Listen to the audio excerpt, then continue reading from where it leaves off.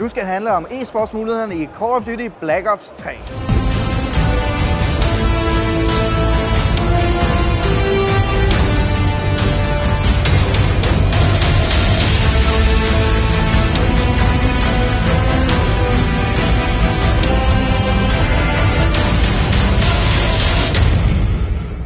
E-sport i Call of Duty er noget, der altid har stået mit hjerte nært, så derfor er det oplagt, at jeg lige tog en snak med en af udviklerne bag om lige netop det i Call of Duty Black Ops 3.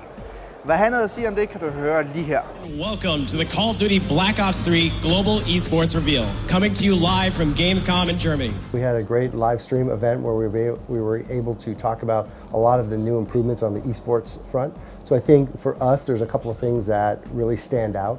I think the first is a specialist draft, where players are actually going to go in and choose a specialist and make sure that the team has a nice makeup of different specialists. So if you want to use a particular specialist or ability, you're going to have to choose those specialists, and hopefully they weren't banned or protected. Which brings me to my next point, which is, this time around, we've really given the players the opportunity to choose what kind of content do they want to see in the matches. Also, it's also available in Arena as well, where players can now go in and say, all right, I know player A is great with a particular weapon, right? And so we're not very, how do we combat that? And so you can actually ban that so that actually isn't available during the matches. So it really adds this really interesting metagame and strategy in the lobby, where you're really going to have to choose and speak with your team and talk with your team like, okay, if we're going to play search and destroy, I want to make sure that we've got somebody who can use vision pulse, which is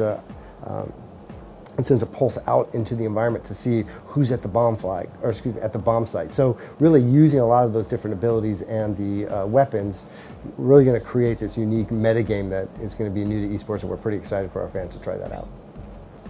So I've heard some complaints from some former programmers about the ability to go prone, because they feel like oftentimes when you go prone, they can kind of as the viewer at least, it can kind of distract them, is the player dead or not?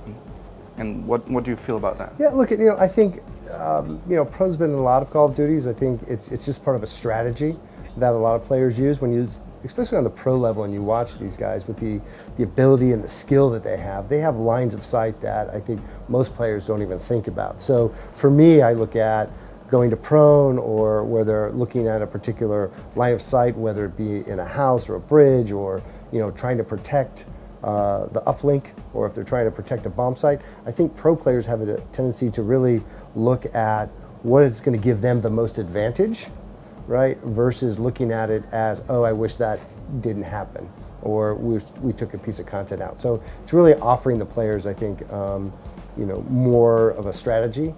So some players like it. Again, we had the same thing with score streaks, right? For a while, people didn't necessarily want score streaks in. So with Black Ops 3, with the ability of the ban and protect, score streaks are back in. So I think it's really trying to find that balance between player movement and content that players can use in the competitive space, that we really think we've given the power to the players to decide what they like, what they don't like, and again, really that strategy around it.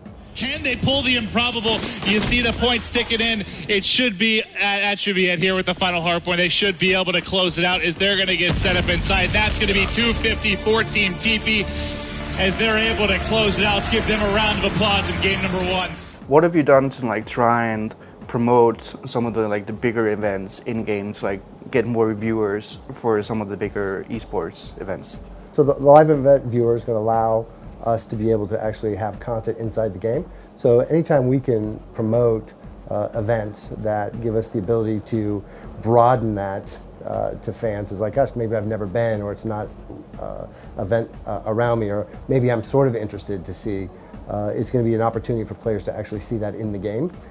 We think that one of the great things about esports, and when you watch these pro players, and I'm sure you saw it on the live stream last night, where they were only playing for practice maybe 4 or 5 hours, just watching those guys play and how they were using and how they were talking, that esports is one of those things where players in normal matches, it's aspirational. I want to be as good as Sensor, or I want to be as good as TP, and watching them play and the excitement that they have, and they were having a great time last night. So I think for us, anything that we can do to help promote and broaden our audience is something that we definitely want to do.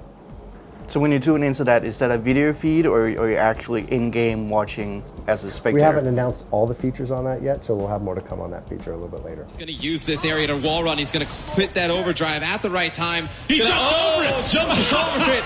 TV! Too much overdrive! Yeah. Men det var ligesom e-sports-funktionaliteten i Black Ops 3. Synes du, vi skal holde en turnering i det? Hvordan skal det fungere? Skriv din mening lige herunder i kommentarfeltet, og husk at give det et like, hvis du kunne lide indslaget. Og så ses vi ellers næste gang. Og husk også, at der er meget mere Gamescom-indhold lige her på Pixel TV på knappen nede i bunden, eller på pixel.tv/Gamescom. Vi ses.